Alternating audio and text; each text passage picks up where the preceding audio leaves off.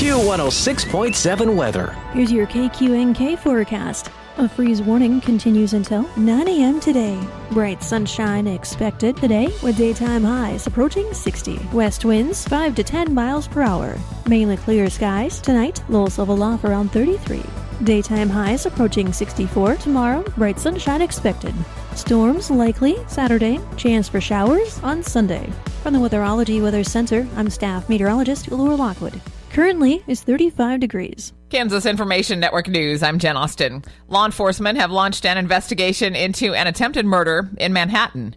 Roxanne Stewart has more. Riley County police officers responded to the 400 block of Walters Drive late Tuesday night. A 39-year-old man had been stabbed. The victim was hospitalized and was reported to be in stable condition. Officers arrested an as-of-yet unidentified 53-year-old man on attempted murder and aggravated battery charges. He's being held in the Riley County Jail on $250,000 bond. A 41-year-old man and a 26-year-old woman, both from Manhattan, were also arrested in connection to the incident. I'm Roxanne Stewart. A retired canine with the Wichita Fire Department has passed away. The dog named Sporty was known as City Hall's 11th floor guard dog and served the community from 2010 to 2015.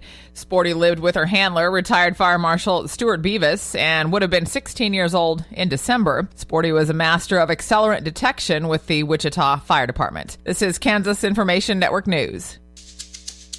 Have you lost CanCare? At healthcare.gov, you can find a low-cost, quality health plan. Do plans cover doctor visits? What about emergency care? And prescriptions? All covered and more. Plus, with the new law, 4 out of 5 customers can find a plan for $10 or less per month with financial help. Healthcare.gov is here for you. Enroll today for coverage starting the 1st of next month. Paid for by the U.S. Department of Health and Human Services. Smokey the Bear. Then you know why Smokey tells you when he sees you passing through. Remember, please be careful, it's the least that you can do. What you desire, don't play with matches, don't play with fire. After 80 years of learning his wildfire prevention tips, Smokey Bear lives within us all. Learn more at SmokeyBear.com. And remember, only you can prevent wildfires. Brought to you by the USDA Forest Service, your state forester, and the Ad Council. Good morning, I'm Natalie Hadley with your KQNK News. Brought to you by Firebolt Ag, LLC, serving all of your chemical and fertilizer needs. Nearly $9 million is headed to projects in the Sunflower State that are meant to soften the impact of a statewide drought. Governor Kelly announced that Kansas is set to receive $9 million from the Federal Inflation Reduction Act, and the funds will go towards 2 projects meant to mitigate the impact of the state's drought, with Governor Kelly saying decades of over-appropriation and more frequent droughts have now put communities across Kansas in crisis. So these projects will be instrumental in their work to increase Kansas's water quality and quantity. State officials announced that the Kansas Equisbed Aquifer Recharge, Storage, and Recovery Project near Wichita is set to receive $7 million, and this is crucial for more than 20% of the municipal, industrial, and irrigation water usage in Kansas. Governor Kelly also announced that the Kansas Voluntary Agreements Program was chosen to receive $2 million for the Kansas Water Transition Assistance Program in either Prairie Dog Creek or Rattlesnake Creek Basin, and this will conserve about 10,000 acre-feet through the rotation of temporary land fallowing or permanent retiring of water rights. Governor Kelly noted that she has advocated for federal water funds to be extended into Kansas to help family farms and ranches, small towns, and wildlife to avoid the impacts of drought. Congresswoman Sharice Davids of Kansas said she's glad to see resources coming home to Kansas as the ongoing effects of drought are a persistent threat across our state. And this investment is a critical step to protect the livelihoods of Kansans, support the work our farmers do to feed the world, and protect the economic security of towns across Kansas. Governor Kelly indicated that the announcement builds on previous investments of nearly $33 million for aging infrastructure, water recycling, and water-smart projects in Kansas. 3 people were injured in an accident just before 5 p.m. on Wednesday in Norton County. The Kansas Highway Patrol reported that a 2005 Mercury Montego, driven by 16-year-old Aislinn D. Lawfrey of Norton, was eastbound on Woods Drive at Valley Vista in Norton when the car struck a southbound 1990 Chevy 1500 driven by 70-year-old Mary J. Johnston of Norton. After the impact, the pickup came to rest on the southeast curb of the intersection, and the car came to rest next to the pickup on the southeast corner of the street. EMS transported Lofgren, Johnston, and a passenger in the car, 15-year-old Piper Benavides of Norton, to the Norton County Hospital. All three were not wearing seatbelts, according to the Kansas Highway Patrol. A 47-year-old Overland Park man was arrested on charges of several alleged property thefts at the Hayes Walmart. Hayes Police Lieutenant Tim Greenwood said police first learned about Quinn Anthony McDonald in July when the Walmart reported a theft. McDonald left the scene but was seen again on October 21st when he allegedly attempted to return a previously stolen item, and when the police arrived, he was then arrested outside of Walmart. Court records revealed that McDonald was reportedly found possessing a JBL speaker, a jump pack, a Hart drill bit, a Hart impact wrench, and a charger and a pen. The alleged thefts are categorized as felonies, and McDonald was booked into the Ellis County Jail on October 21st. Drivers will need to be on high alert tonight for Halloween, as Safe Kids Worldwide has reported that children are more than twice as likely to be hit and killed by a car on Halloween than on any other day of the year. And to add to that, Halloween is consistently one of the top 3 days of the year for pedestrian injuries and fatalities. So it's recommended that drivers eliminate any distractions, focus on the road, and slow down in residential neighborhoods to give themselves extra time to react. Some children may not be paying attention to traffic and can dart across the street, so you should carefully enter and exit driveways and turn your headlights on for more visibility. Parents can help by making their kids' costumes more visible. Put reflective material on the costumes, on the bags, and anywhere you can, because cars can see that much better. Also remember that as trick-or-treaters need to be seen, they also need to be able to see, so leave the porch light on and keep all obstacles out of the way. Parents are also cautioned to check their child's candy before they eat anything to make sure everything is wrapped and throw it out if it isn't.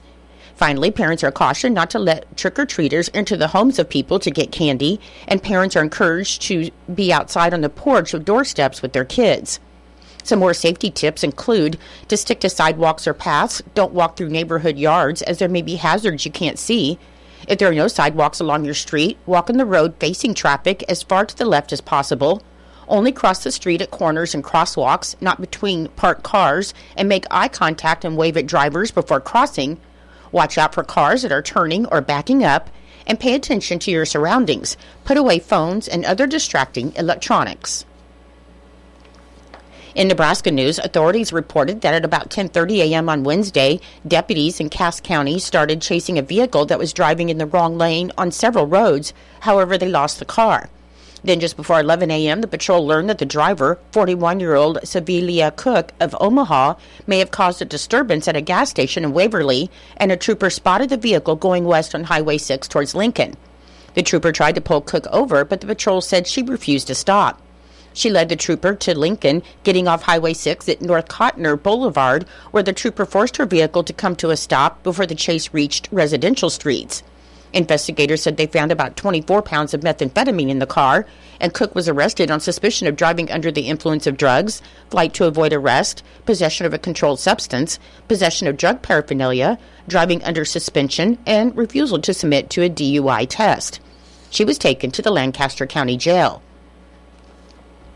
37-year-old Randy Kermode of York pled no contest Tuesday to misdemeanor flight to avoid arrest and 2 counts of misdemeanor child abuse, and all 3 charges were originally felonies.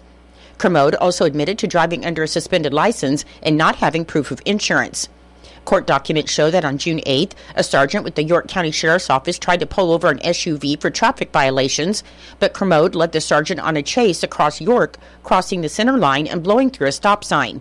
He came to a stop at an apartment complex where the sergeant drew his gun and arrested him. 2 children were in the back of the seat of the SUV, and authorities said neither were wearing a seatbelt. Kermode is scheduled to be sentenced December 23rd. I'll be back with more in just a moment. Firebolt Ag is a full-service fertilizer and chemical retailer. They customize products for individual farmers' needs, with the primary focus being customer profitability. Let Josh and Jack help you get the most out of your farm ground. They also provide in-house marketing with Ron Wall of Flatwater Solutions. Visit Ron in Phillipsburg or call Josh at 785-854-8484 or Jack at 308-840-2819. Firebolt Ag, your leader in agriculture. Now we'll hear from Fig Millen and Norton Blue Jay cross-country coach George Rossi to update on the team and the state meet on Saturday. I'm here with head cross-country coach George Rossi. Coach, last week you hosted the 3A regionals along with the 2A Prairie Dog Golf Course, but the girls finished first in 3A and the boys finished fourth in their competition. Let's talk about the girls. I thought the girls ran a fantastic race. It's always kind of nerve-wracking when you have an idea that you should be in the top three, and you have to go out and you have to have a solid day, and our girls did exactly that.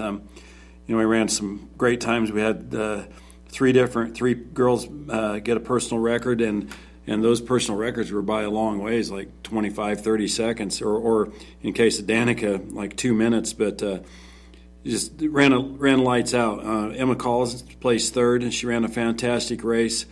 Kaysen Miller, again, she also ran a very good race. She had a PR, knocked her PR down by almost 30 seconds and ended up being fifth. And Savannah Runback, 12th place. So all three of those girls were medalists. And Cassidy McLean was just out of the medals, and she finished in 17th. I think by far and away the race of the day, probably the race of the year, belonged to Danica Frick. Her PR coming in was from Wamego, which is a very hard course, but her PR was 25-something, and we look up, and Lorelei was struggling a little bit. She was getting sick, and Danica did exactly what a great teammate's supposed to do and got ahead, and Danica ran a 23:31, which is a 2-minute PR, finished in 42nd, and because she was in 42nd, that sealed the win for us. Just did a fantastic job. Lorelei Granberry was 56th, and Natalie Simmons ran her second best time of her career and finished in 61st. So I'm really proud of the way the girls came out and competed and did a great job. We got to just keep that moving forward into next week.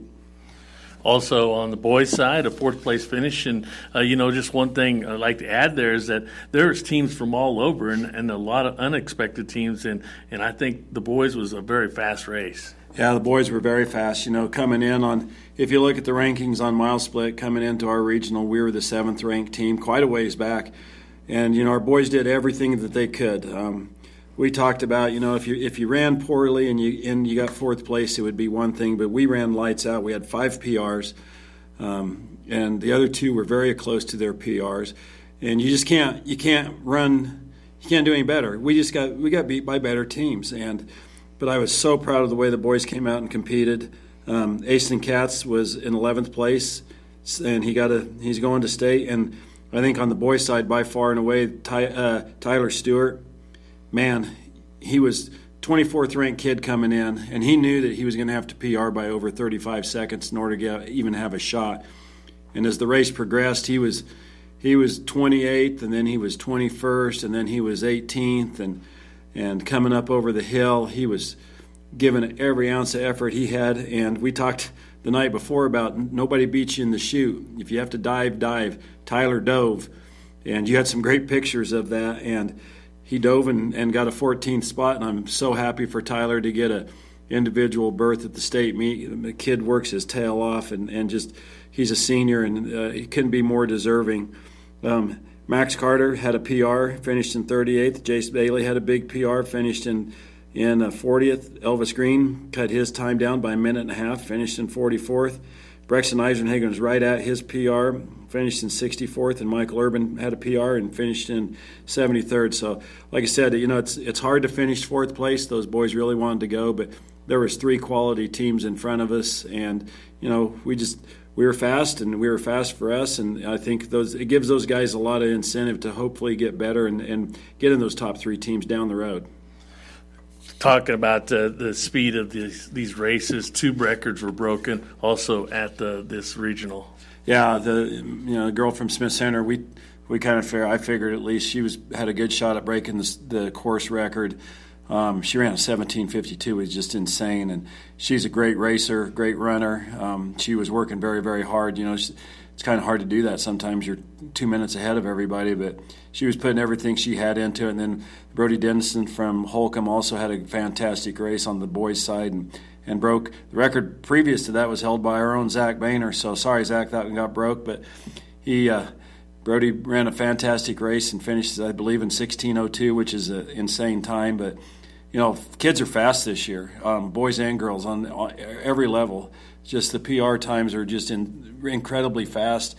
You're going to have to run probably in the 16s on the boys' side to get a medal, and you're going to have to run 19s and 20s under 21 probably on the girls' side to get a medal at state. The state competition at Rimrock and Lawrence, a fun course that you enjoy sending your squad to, this coming Saturday. What do you see at the Rimrock meet? Well, it's obviously you got the best teams in the state. I think on the girls' side, I don't think there's a clear favorite. You got Wichita Trinity again, who has a state champion in Emily Heim. And you have Southeast Saline, which is a very strong team because they run so closely as a pack. They're 1-5 splits about 50 seconds. Heston's got some really good runners. Scott City, us, Hiawatha. There's probably 7 or 8 teams that are really going to battle it out. Not necessarily for first and second always, but that third place trophy is going to be a huge battle. And it's weather's going to suit us again. We ran in the rain last year. It's supposed to rain, and I think our girls have it in them. If they, you're going to have to put together another race like we had at our meet on Saturday. And if you do, I think you got a little bit of a shot to maybe get something.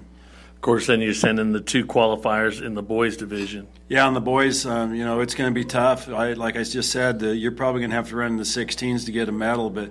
Anything can happen at state. Rimrock sometimes at state, it's a very fast meet. And, I think I hadn't mentioned this yet, but I think our crowd, we had such a huge crowd at our regional. I think it really gave our kids a lot of help and a lot of spirit and just made them run fast. And, I know we won't have that crowd at Rimrock. It's so far away, but I want to thank everybody from Norton for coming out and giving us such great support at regionals. It was a very fun day, and hopefully we'll get regionals again soon. Why don't you give us the time and the format for the state competition? The boys will run at 10:35, and the girls will run at 12:20, and then the awards will follow that. It's the 5A, 6A, and 3A races at Rimrock, so those are the times, and they stick to them pretty good. So hopefully some people can come out and give us some support and cheer us on, and then hopefully we'll have another great day like we did at regionals and just hopefully bring something home. Coach, we're going to wish you best luck on Saturday when you travel to Lawrence and participate in the 3A state championship. Reporting from KQ&K, I'm Fig Millen. Thank you, Fig and Coach Rossi, and good luck to the Blue Jay cross country team in the state meet on Saturday. Your menu today for Eisenhower Elementary School. For lunch, you'll be having beef burrito, mixed vegetables, rosy applesauce, baby carrots, and milk. For Norton Community High School and Junior High, your lunch today will be breaded beef patty or chef salad with whipped potatoes, fruit, and milk.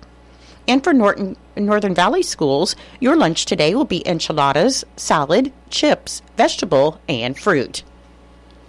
I'm Natalie Hadley. Your KQNK News was brought to you by Firebolt Ag, LLC, farmers helping farmers to succeed. You can contact Firebolt Ag today to get the most out of your farmland. Your KQNK weather forecast is being brought to you by Hinkle Termite and Pest Control, your Norton experts for all of your pest control needs. Your forecast for today, it should be sunny with the high near 60 with the west wind of 5 to 10 miles per hour becoming southwest in the afternoon. For tonight, it should be mostly clear with the low around 33 and a south wind of 5 to 10 miles per hour. On Friday, it should be sunny with a high near 64 and a south wind of 5 to 10 miles per hour.